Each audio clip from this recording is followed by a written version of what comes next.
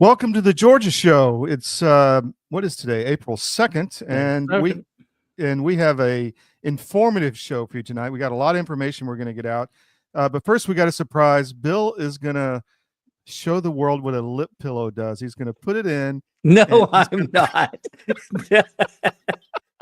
No, but just to show that I did get them. There they are. Outstanding. So support alppouch.com/CDM, our new sponsor with Tucker Carlson, his new nicotine pouch company. Don't use the Woke Zen, use Tucker's Alp, and it'll support us too. So thank you.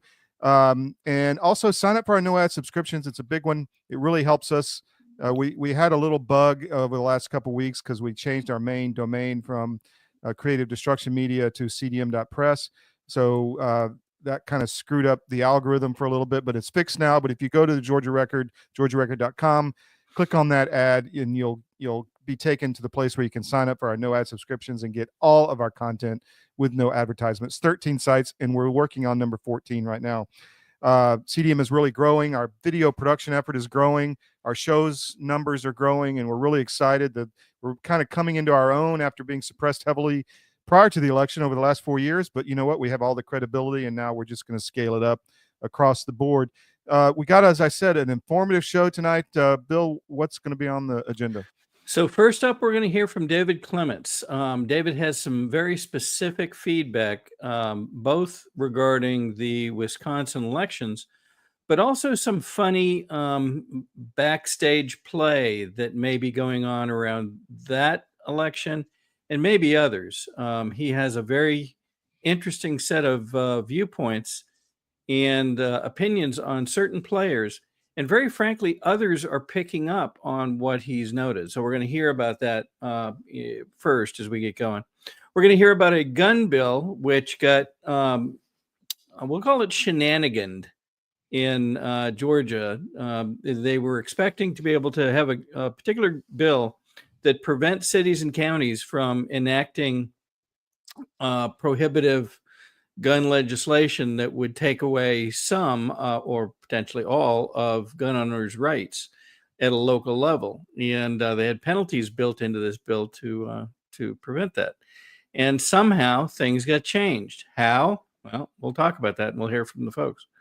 We're going to hear about a controversy that's going on in Cobb County regarding their elections. We hinted at this in the last two shows, but now we've got some actual data to talk about.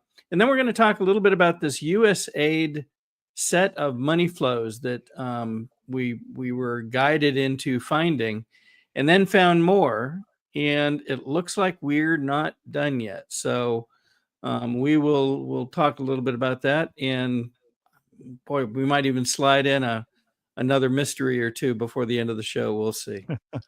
So you have a Georgia legislature that is taking or putting in immunity for pesticide makers, which harms the citizens. They're looking to try to reduce their access to guns.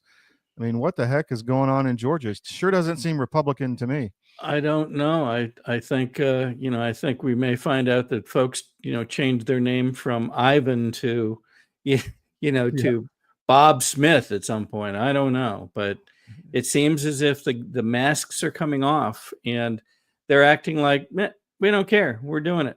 And it's infuriating to many citizens that understand what's going on, and to the folks at the Georgia Freedom Caucus who look and track this stuff, try to work with these guys straight up all the time, and they're just getting bamboozled. It's bad. It's really bad. And you're seeing it not just in Georgia, across the country. You saw it in Wisconsin last night. We're going to talk about that with David Clements.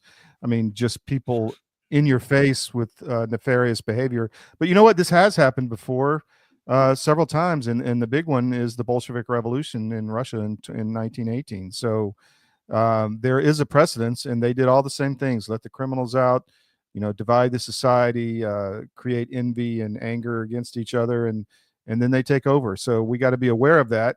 And you know what? It took 100 years for Russia to get its agricultural production back, from 1918 to 2018, literally to the same level.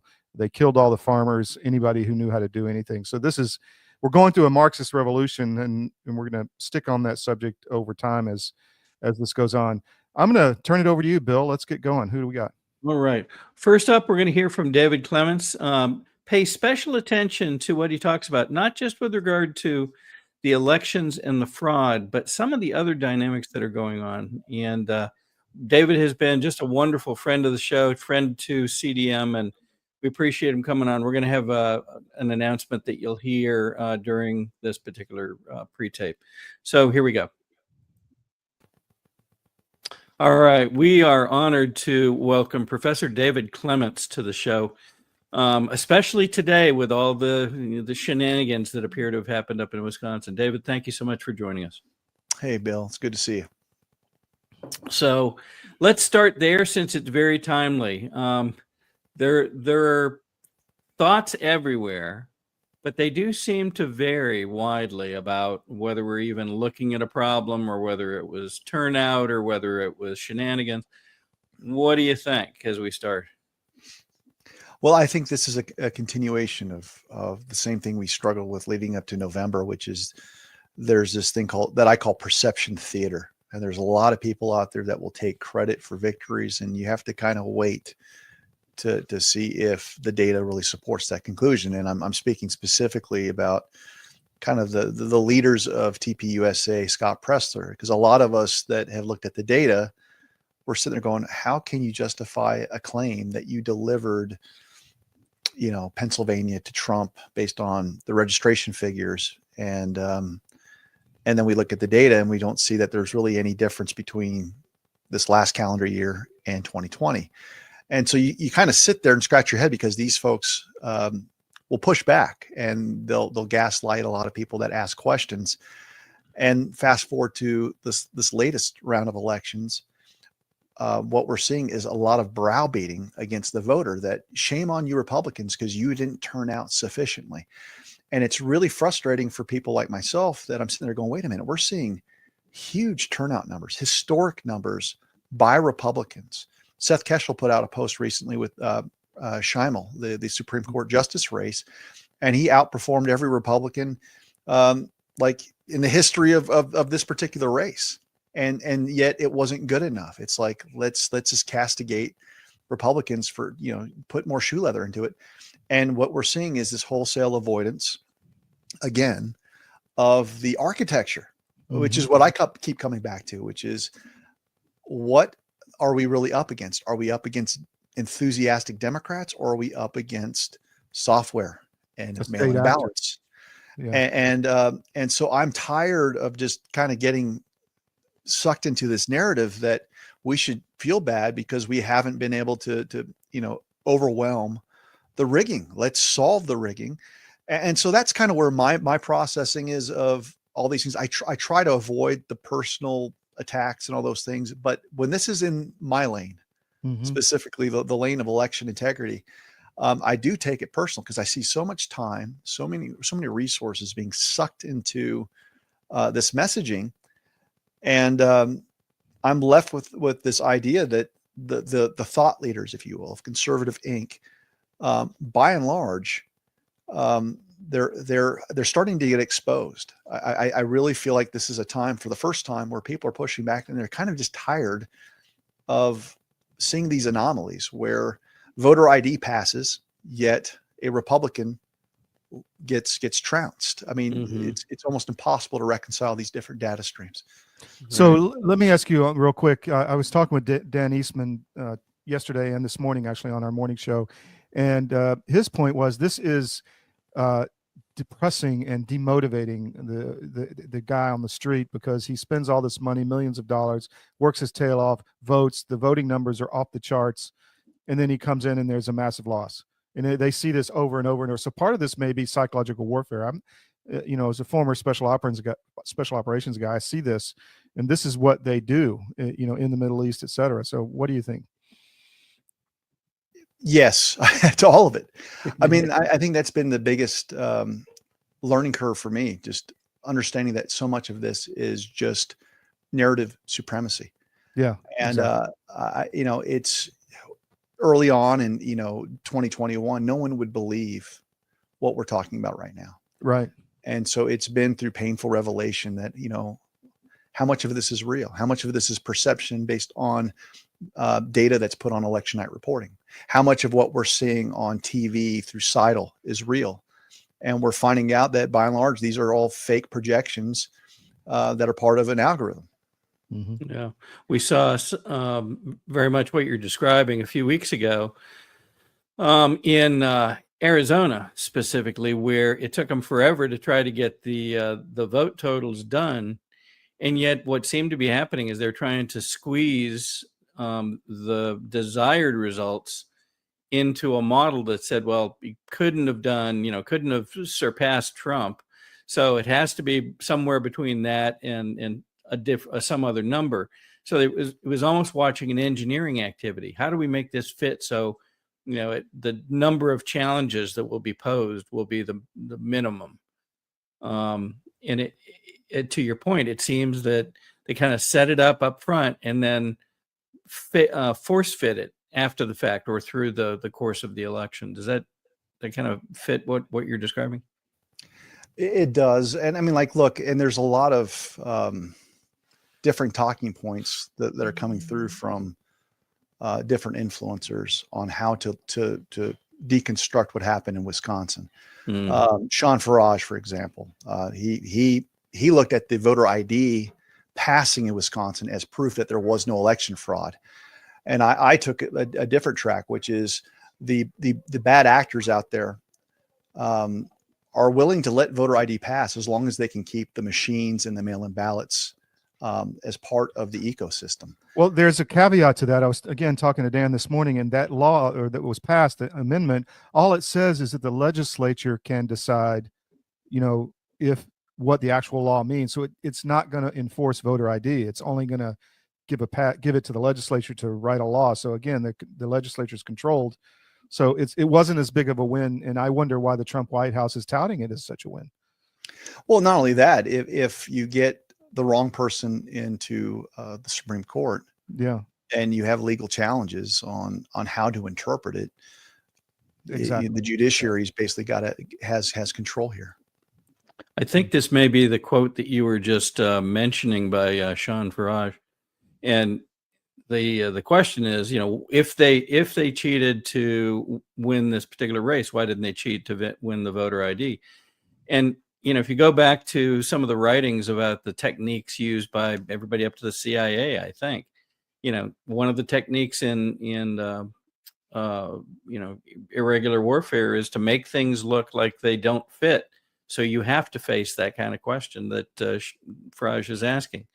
Oh no, it must have been okay because this passed. No, that just means that one was left outside the cheat pattern so that you'd have plausible deniability. Well, not only that, I think most of us that have been in this game long enough would find that most Republicans out there, even the rhinos, have always been behind voter ID. And so that tells me if they're comfortable with it, it must not be that big of an inhibitor on how you circumvent or subvert the election system. Mm-hmm. And so the main point of this post was that voter ID doesn't cure the chain of custody defects with respect to mail-in ballots. So as long as you can continue to inflate your voter rolls, you get on the voter rolls by showing your ID at some point. But once you're in the system, you're in the system. Mm-hmm. And so there's no threshold that bars you from submitting that ballot or submitting several ballots. And what we're finding are a lot of these NGOs that are funded by USAID in part are part of the matrix. And so they have access to all kinds of data. So you look at absentee ballot tracking software in particular, that's a suite that's part of the integrated software in every state. It doesn't matter which vendor you use, but in every state, you basically have crude data on how many absentee ballots were requested by Republicans versus how many were requested by Democrats. And likewise, you get up-to-date tallies on what's been returned. And so what that tells us is that you can now formulate a delta with the idea that, okay, registered Republicans are more likely voting for Republicans and Democrats are going to vote for Democrats. And so now, as long as you have access to the ballot and what it looks like, and everyone does because they put out sample ballots that we can all practice, take a look at, you can generate tens of thousands of ballots. And if you can generate realistic ballots, you can print things on envelopes too. So that's the other thing. When people talk about putting things in an envelope, submitting it, we have the ability to replicate everything. And there's really just no way to stop it. So until we solve that problem, I'm left with the idea that many of the people that are leading, Turning Point USA and Scott Presler, they're not serious about solving the problem, which leads me to another series of criticisms, which is, and I can't take credit for this. There's a guy named Brian Ferentz that's been putting out all kinds of stuff about Presler as of late, where he's, as a consultant, he's getting paid close to $700,000 a year. You're seeing auto text messaging from him, not from his personal cell number, but from whatever outlet that he's working with, that's telling people to donate to WinRed.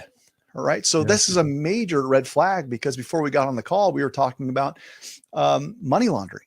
Mm-hmm. And most of us have come up to speed that ActBlue is a major player in the money laundering that we're seeing. But yet you've got WinRed, which is the counterpart, and this smurfing phenomena of highlighting and finding individuals that are real and using their identity in the FEC database and submitting small donations to numerous campaigns across the country. The experts, whether it's Peter Berniger, Drowza Smith, Chris Gleason, they have all found that WinRed, to a smaller degree, is still part of that.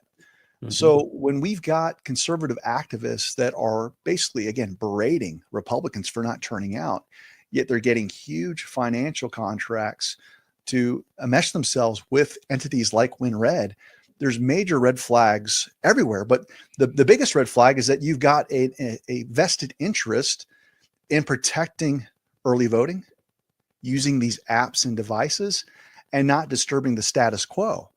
And so when you've got people that have million-person followings that are literally, sucking up all of the energy in the grassroots, and the rest of us who are looking at the data are saying this just doesn't add up. Well, I don't know anything about Scott Presler, but I know that Conservative Inc. won't have the people on a regular basis like you, that we have on, like Gleason, like Eastman, like Eric Hovde, all these people in Wisconsin and elsewhere in Georgia. I mean, it's a problem all over. They won't have them on, and nobody will talk about this stuff. So it's obvious that somebody's in on something.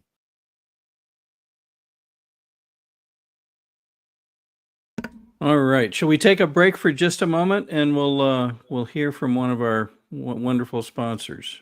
Yeah, I'll do an ad from John B. Wells. Here we go. Okay.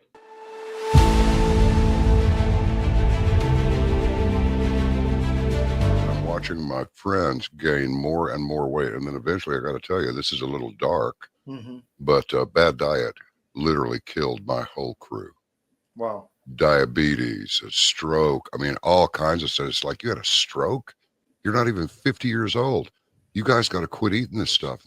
Your body knows what's what. You're not conscious of this. But that's why people will go to the refrigerator and they'll grab this and that and the other and put together this outrageously elaborate combination of foods. Your body's trying to reach balance. Unbeknownst to us, our bodies are always trying to reach homeostasis. You can't eat all of this stuff and expect to live a long time.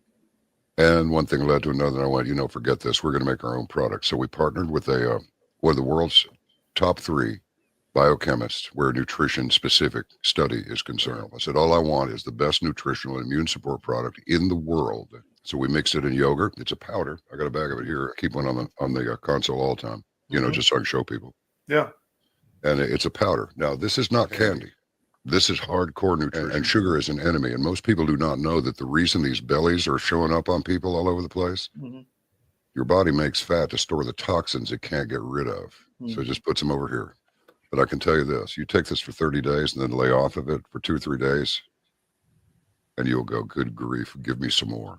Skin, nails, hair growing back. Cut yourself and it heals in half the time.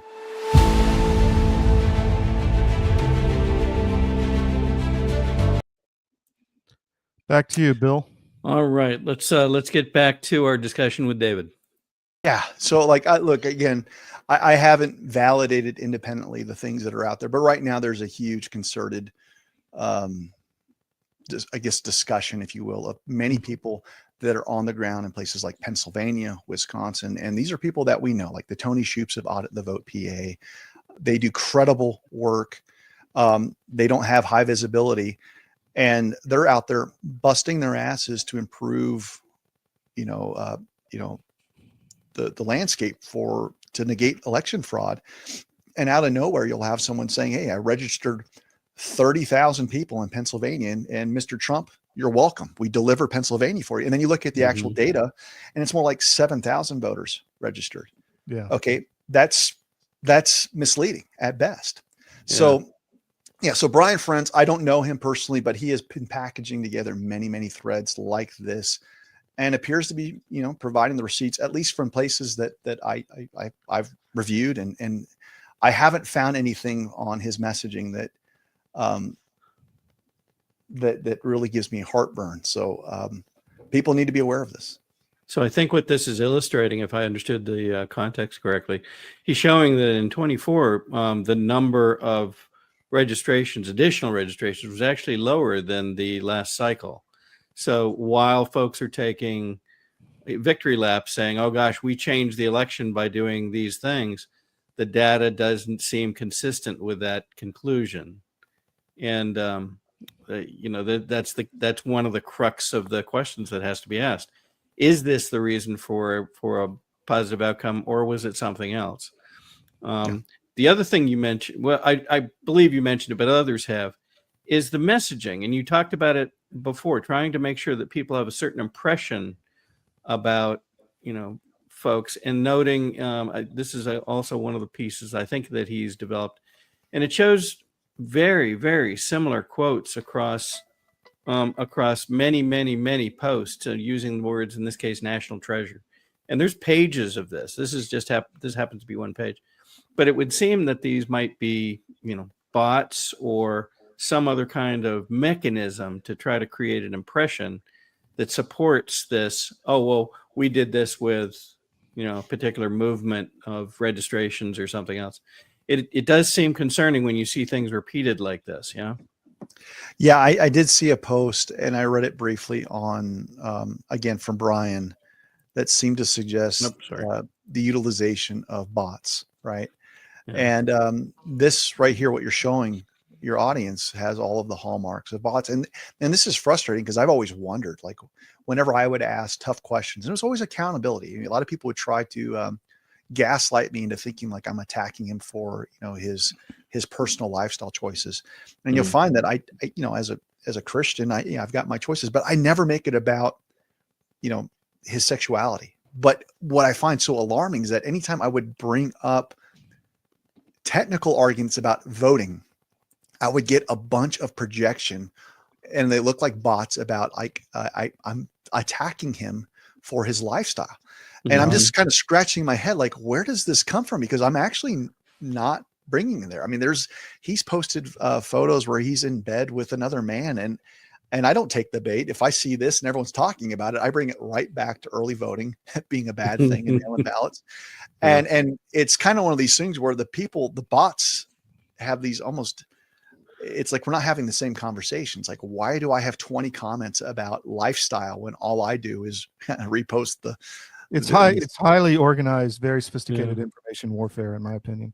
I mean, that's what's going on. It's remarkable too, in that we're seeing very much the same thing, but maybe not with bots, but with individuals here in Georgia that seem to be focused not on looking at the things that are important, but looking at breaking down folks that are potentially calling attention to those things that are important. Well, I wanted to actually ask you all, what were your thoughts on the curling standing dismissal, since you guys are front and center for Georgia?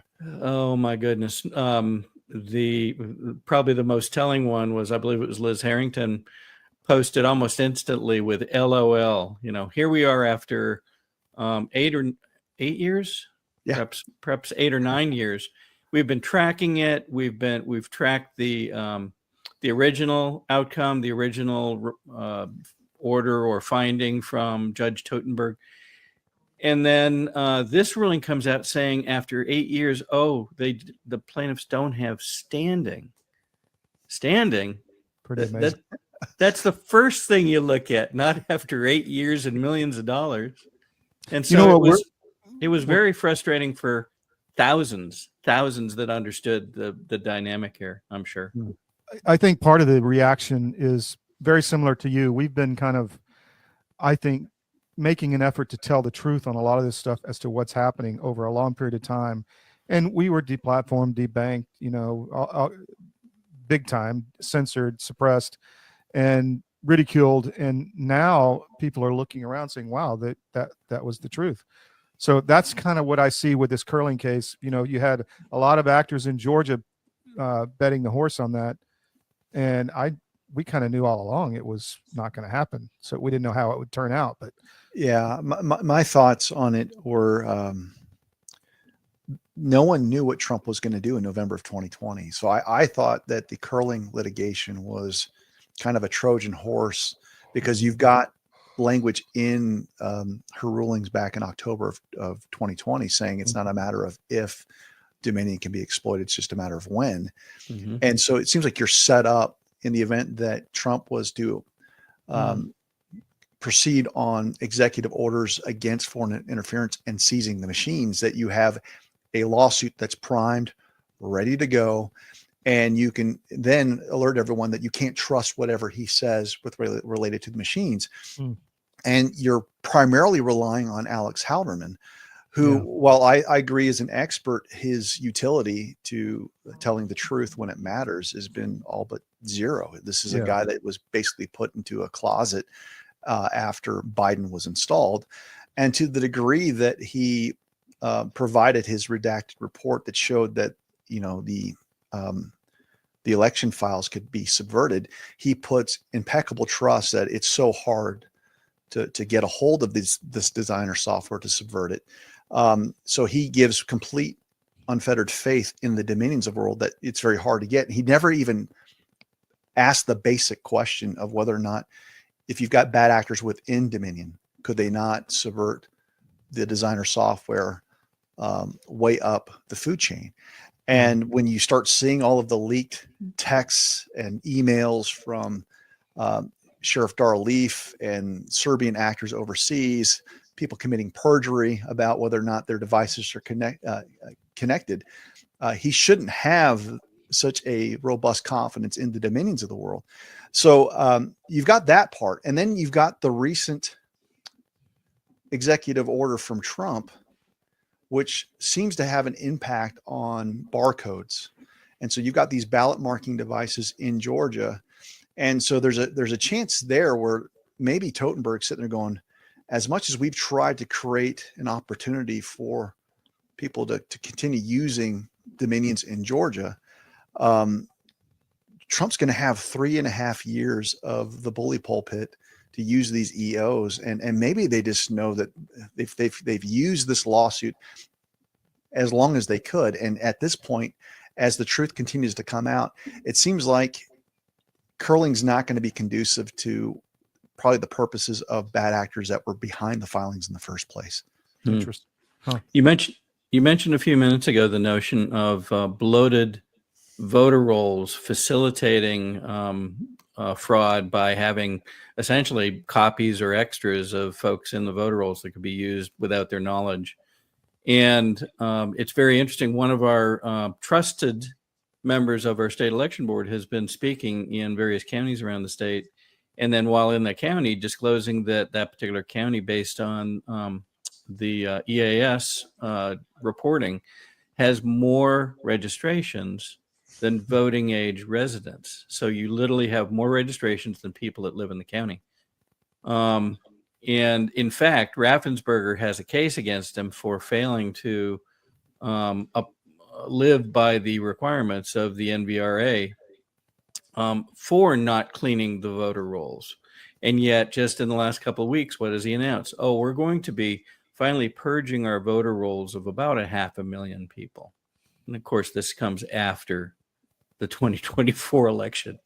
It gets to the point where you kind of go, wow, Um, does anybody not see this? And yet some claim not to. They don't understand.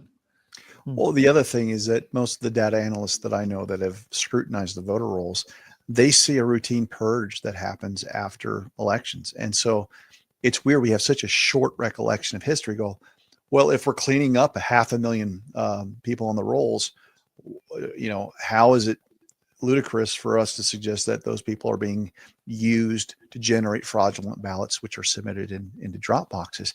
And these are valid questions. But then we'll kind of celebrate. We'll get like a headline of cleaning up the voter rolls. Yes. It's like you haven't cleaned up anything. All you've done is designated active to inactive within a digital system.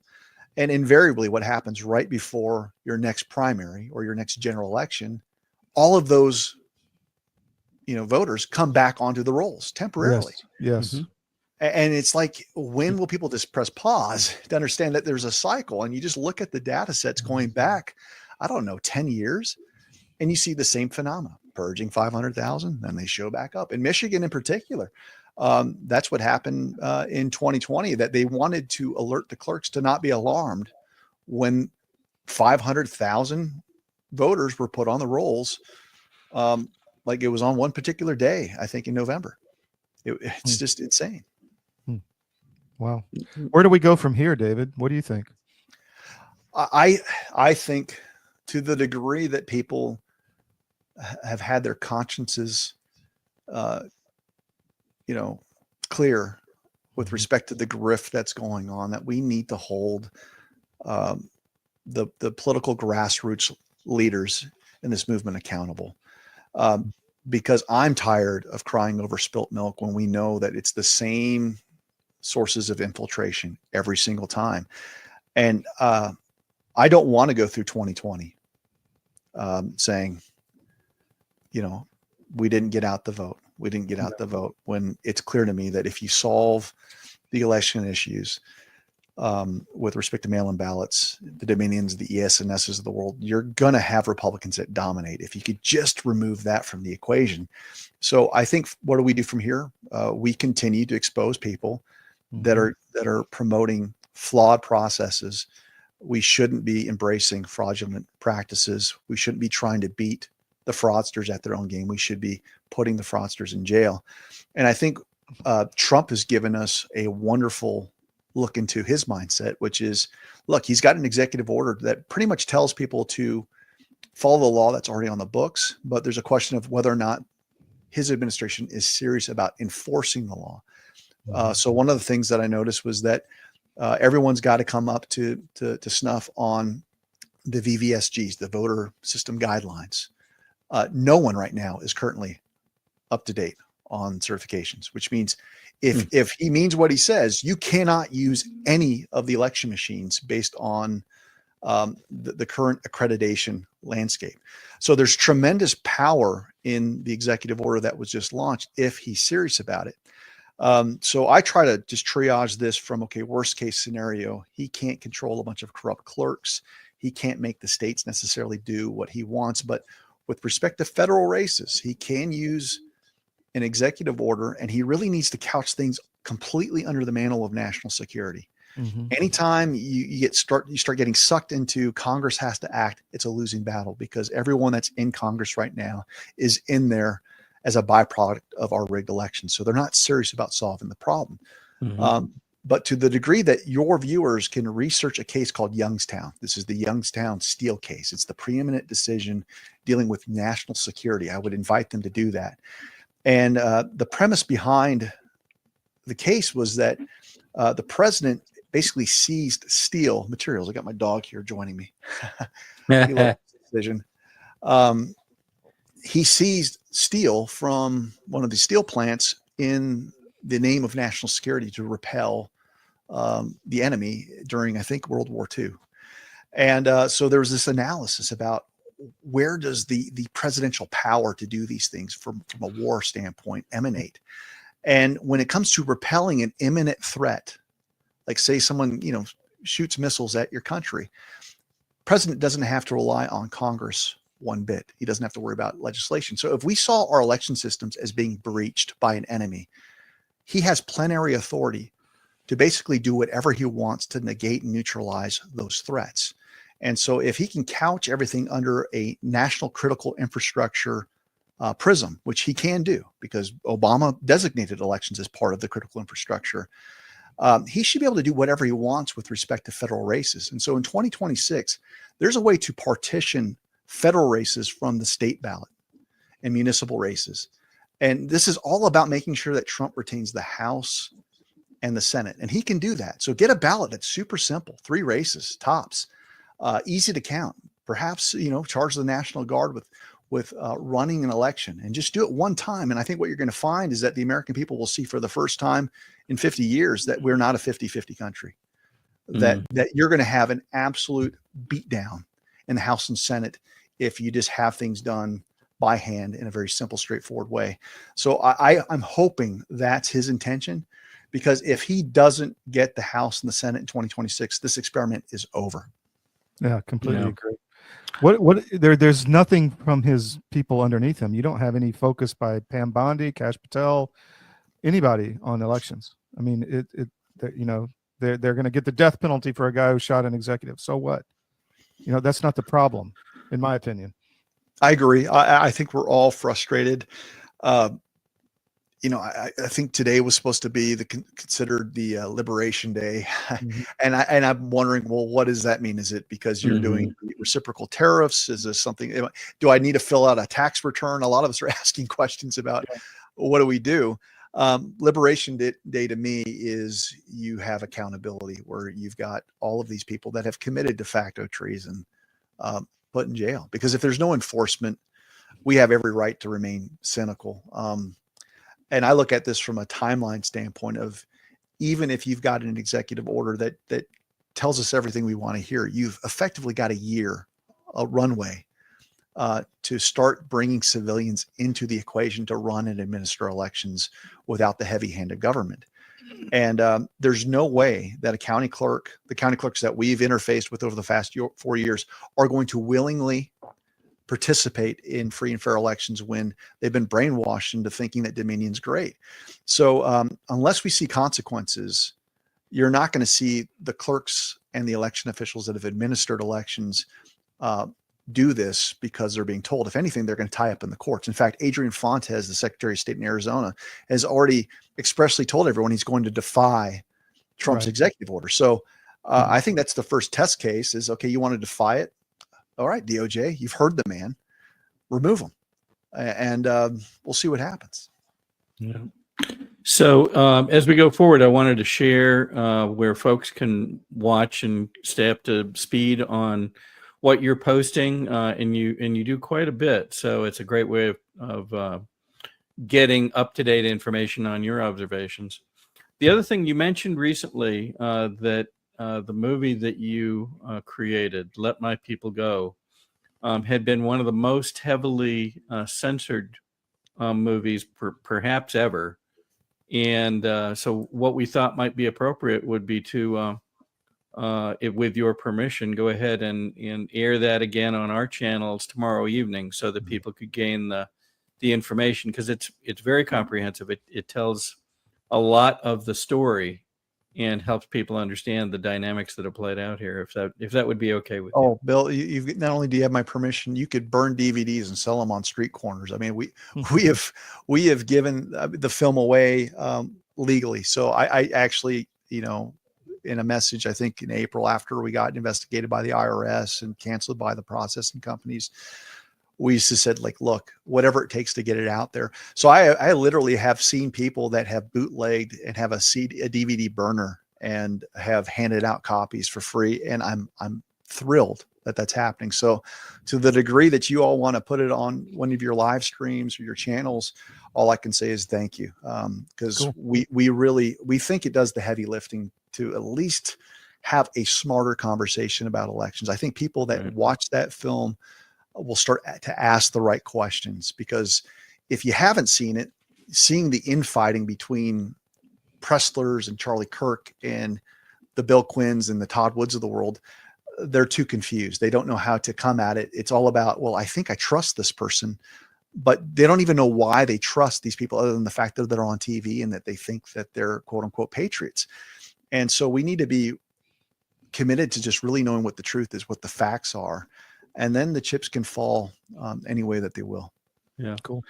One comment regarding the folks here in Georgia that I said to I was in a luncheon with one of the folks that's pretty close to Trump, and I said, for what it's worth, please take back this message. There are people, I think we're up to well over 90 counties have organized their own county Doge activity because they realize we can't expect the Doge team to make it to Georgia instantly. But we have people all over the state willing to help. And these same people have been involved now for up to 4 years in trying to do the decode on what happened with 2020 and do the decode in what's happening now and try to make effective change. So, boy, oh boy, I have a feeling we're as prepared as any state to actualize what it seems to be the president's trying to move us all towards. So, for what it's worth. I'm excited. Look, I mean, the executive order that came out, it's not as explicitly clear as I would like on the machines, but if you've got the right people, you can certainly improve the landscape in an amazing fashion. There's other groups like the America Project that have taken a stab at the executive order, and it's not bad. I mean, I reviewed it. I know that Garland Favorito had some say in the drafting, and I know other groups that are really trying their best to get stuff to the president. And I don't think anyone needs to have ownership of the EO. What we need is to have iron sharpening iron and as many great ideas to get before the president. Hopefully they've already in their own, think tank exercises, figured out what the best EO would look like. But we all need to be talking about executive orders from a national security standpoint because Congress will let us down. We know that Conrad Reynolds has got a great piece of legislation that he's behind with the Make Elections Secure Again. I've reviewed that. I know the author of that legislation, and it's surprisingly good. But you have the counterfeit ACE bill that's been put out there, which is all about having confidence in elections. It's not about dealing with election fraud. It's about subjecting everyone to this misguided belief that everything's fine. So I think if Trump's going to solve the problem, he's got to look at this like a wartime scenario. And he needs to draw from warlike powers, or this thing's going to get, it's going to get stuck in Congress, and we're not going to see the relief that we need. Yeah. Todd, anything more? No, that's it. Thank you for your time, David. Appreciate it. David, thanks so much for joining us. I'm sure we're going to be in a position to hear from you again soon, and keep up the wonderful work that's now going into how many years? 5 more? I'd like to get back to something else, but this is, look, we are all experiencing the wind at our backs in some ways. And it's really nice to be vindicated by the truth, because you all know better than anyone 2 years ago, we all felt like we were on an island saying out loud the things that we're discussing right now openly. So we just have to continue to refine the conversation and really hold to account the people that are quote unquote on our side. And I think that we're going to do that, because at some point the truth just has a way of reaching the people, and sure does. And that's happening right now. So I'm really encouraged by it. That's great. We will look forward to seeing you again soon. All right. Thank you. Take care. So, Bill, fascinating interview. What a great dialogue, and just an amazing mind from Professor Clements. What a great guy. Totally agree. I want to just highlight what we talked about in the break.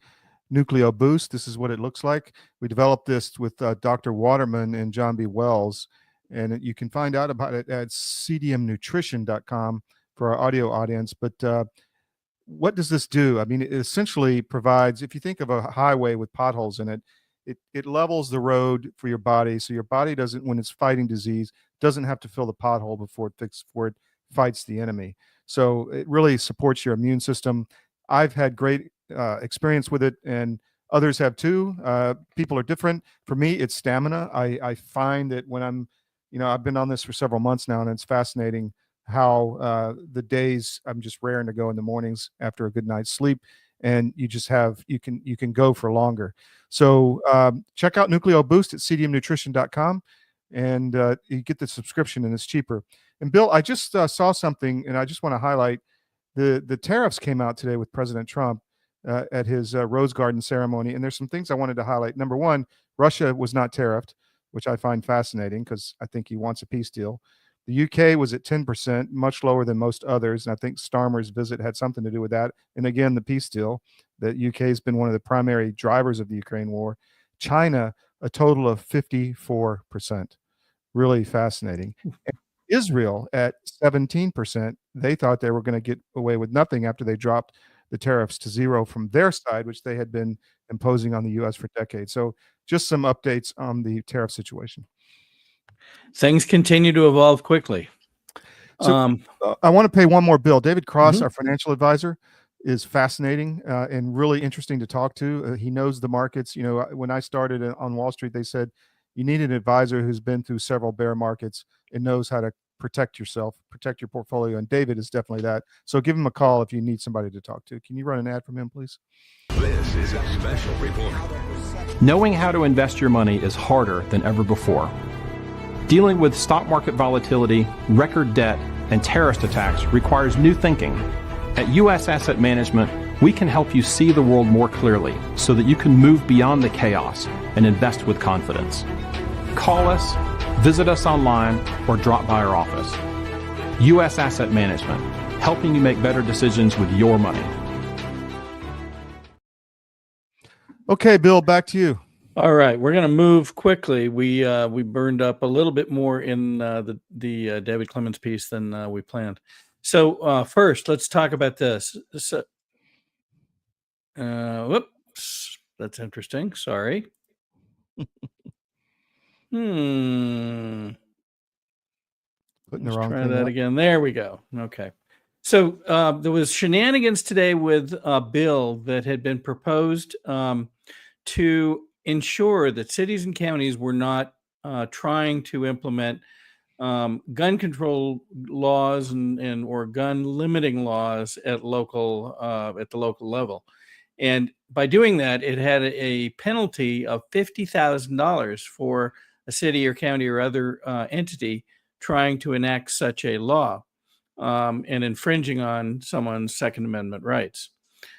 Surprisingly, or maybe not for some, the bill went back and forth between a couple of committees, ended up, I believe, back in the Rules Committee in the House, and magically the penalty disappeared and got reduced down to the point where if a city was found to have encroached prohibitively on someone's gun rights, a judge could determine to fine them as little as perhaps $1.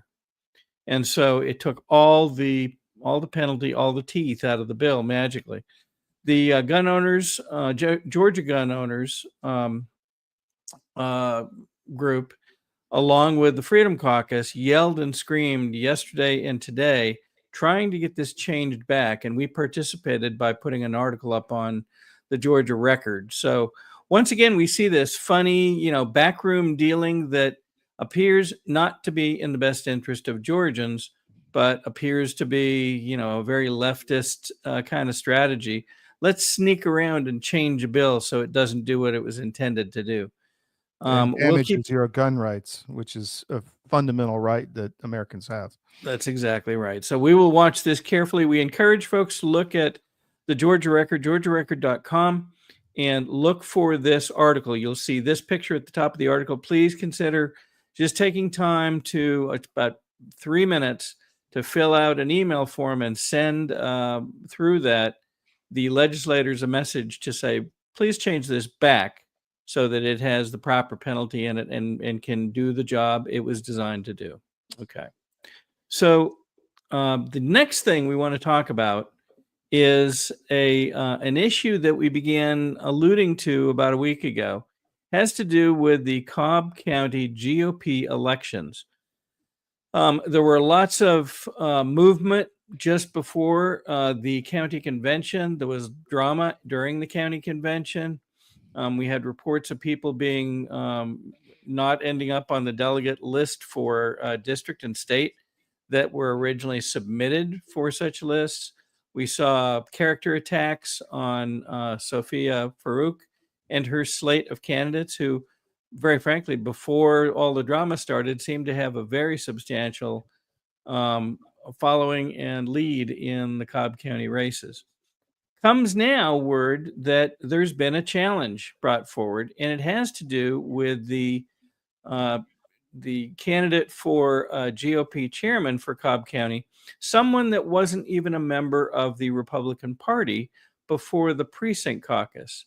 So by nature of that, come the county convention, this lady, Mary Clarice Hathaway, had to sit in the guest section because she wasn't a GOP member even early enough to act as a delegate or even be nominated as a delegate.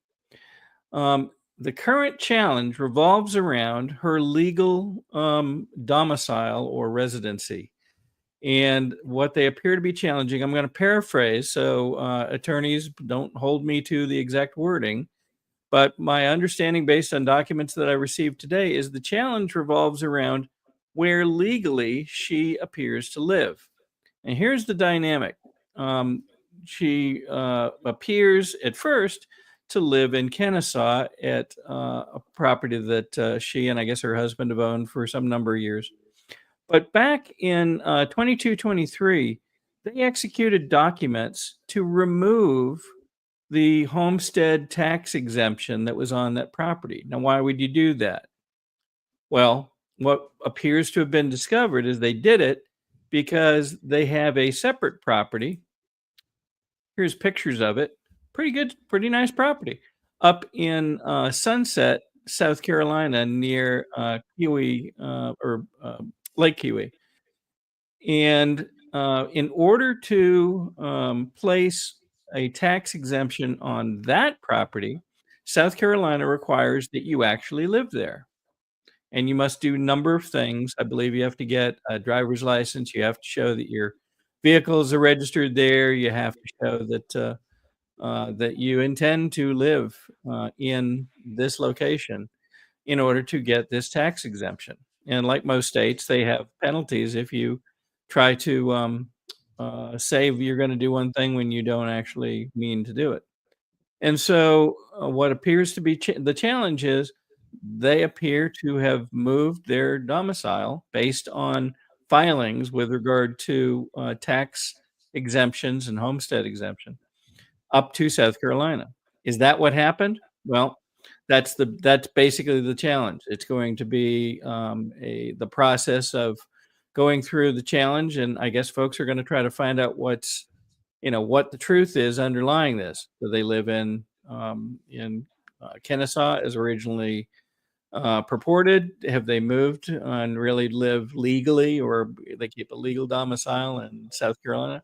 We don't know. We don't know how it's going to play out, but it is a fascinating dynamic. And if you walk back from it a bit, you have to ask yourself, these are legal questions. and have, both states have laws revolving around homestead exemption and being able to claim and substantiate tax exemption in South Carolina. Seems a lot to go through and risk to take a official position in your local GOP when you didn't even belong to the party a month and a half ago. So we don't know what's going to happen, but I'm pretty certain it's going to be dramatic and potentially entertaining over the coming days as we find out what perhaps the truth is underlying all of this. We don't know yet. Interesting. Yep.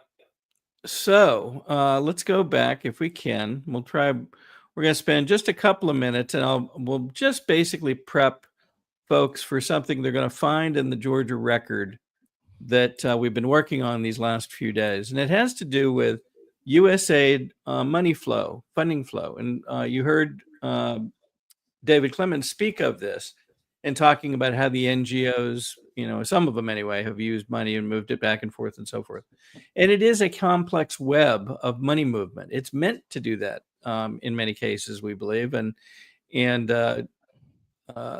Elon Musk has spoken about Soros actually being an amazing genius, I think is what the term was that he used, in knowing how to set up an NGO, spend very little money doing it, and yet use it to get U.S. grants, government grants from USAID and potentially others, and then use that money to create perhaps other NGOs, to move it around and to make it perform in ways that in most cases, it was not originally intended to do. One of the things we found is that seemed to, based on some recommendations and referrals that we received, we began looking at an article that listed someone known locally, Debbie Dooley, or Deborah Dooley, and it seemed to indicate that she'd been working with or supported by or in some way associated with an NGO known as the U.S. Energy Foundation, San Francisco-based NGO, and then there was another comment that was interesting that we'll explore in a future discussion. Had to do with something going on between her and presenting or attending something, along with Nancy Pelosi's daughter, Christine Pelosi. So we'll come back to that part. But we started looking into this notion of NGOs moving money around, and there's a tool online from an X account known as Data Republican, and it allows you to put in the name of an organization, the name of an individual, and begin to look and see if that organization or individual is found in one or more of these connections, if you will, between NGOs from which money seems to be flowing from USAID. And indeed, when we looked at United States Energy Foundation, we found a connection. And here it is. And if you look at the way that the arrows, and anybody can look up this chart, it's simple. We've put the link in one of the articles. And you can literally pull up the same chart and you can see how these are connected. There's arrows between them showing money flow. Data Republicans is very careful to explain that you don't necessarily see how much, you don't necessarily see the timing, but you can see the relationship. And in some cases, that's more important. So here was United States Energy Foundation. They are connected to the National Democratic Institute for International Studies. There isn't room for the entire title, but you can do research on them, and we find people associated with that organization, including, I believe this is the one that has Stacey Abrams and Donna Brazile and others attached to it. And then behind that is something even much more troubling, Tides Center. And folks that have studied the nefarious side of politics for some time will recognize this as part of the web of organizations that rest somewhere underneath George Soros and his son, Alex Soros. And then lastly, in this particular chain, we noted the National Endowment for Democracy. And that too has some very interesting folks in its background, Kissinger and Madeleine Albright, I believe, and a couple others. But more importantly, what is it? Why were all these feeding money from one to another and ultimately ending up in U.S. Energy? Now, for folks that want to learn more, we recommend that they go read the article. There's now two, because two different NGOs were brought to our attention within that same New York Times article. So we ended up looking at them both. Both, believe it or not, had in some ways quite similar money flow going to them. And they both appeared to be trying to promote either solar energy or other types of alternative energy. Solar was mentioned in many cases. And in fact, one of them cited that Ms. Dooley was working with legislators and others to promote the use of solar energy and solar panels. The challenge with that is at about this same time, this article comes from 2018, about that same time, Trump was putting in place certain tariffs, one of which affected solar panels. Why? Because the majority of these are made in China. Mm-hmm. And the rest are, there are some, I guess, that are made in other parts of the world, or maybe a few here in the U.S., but the vast majority come from China and then other Far East providers. So it is concerning. It's a concerning picture. And as of late today, it appears we aren't quite done with this whole story. So we'll have more we believe, in the coming couple of days. Great investigative reporting, Bill. Thank you.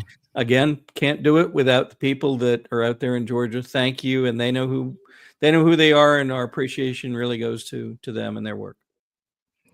Fantastic. Do you have anything else for tonight, or is that it? That's it for the time being. I suspect we're gonna. Why do I suspect? I just do. We're gonna have more by our next show, and we will look forward to bringing it to you. So we'll see you at 7 p.m. or 2 p.m. on Sunday. I'll be on the Skiff tomorrow morning, 10 to 12, Monday through Friday Eastern. The audience for that is growing rapidly. Put cdm.press in your scan. Put the Georgia Record in your scan.